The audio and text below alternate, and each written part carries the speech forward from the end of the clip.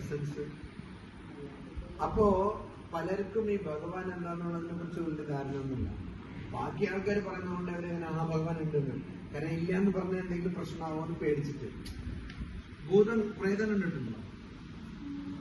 പക്ഷെ എല്ലാവരും ചോദിക്കുക, ആരും പറയില്ല പ്രേതം ഇല്ലാന്ന്. അവർ പറയും പ്രേതമുണ്ട്, എന്റെ സുഹൃത്തിന്റെ സുഹൃത്ത് കണ്ടിട്ടുണ്ട്, എന്റെ മാമന്റെ അമ്മാവൻ കണ്ടിട്ടുണ്ട് എന്നൊക്കെ പറയും. മനസ്സിലായില്ല? അപ്പൊ ഇത് ശരിക്കും ഉണ്ടോ ഇല്ല എന്നുള്ളതിനെ കുറിച്ച് വലിയ ധാരണയൊന്നുമില്ല. പക്ഷെ പറയാൻ പേടിയാണ്, കാരണം പ്രേതം ഭാവിയുണ്ടായിരുന്നു, അതുകൊണ്ട് സ്വീകരിക്കുന്നു.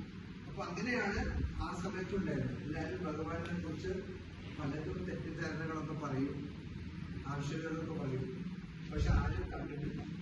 അപ്പൊ ഭഗവാൻ ശ്രീരാമകൃഷ്ണദേവൻ വിചാരിച്ചു അത് നമ്മൾ കാണണമല്ലോ വേണ്ടേ. അങ്ങനെ ഒരുപാട്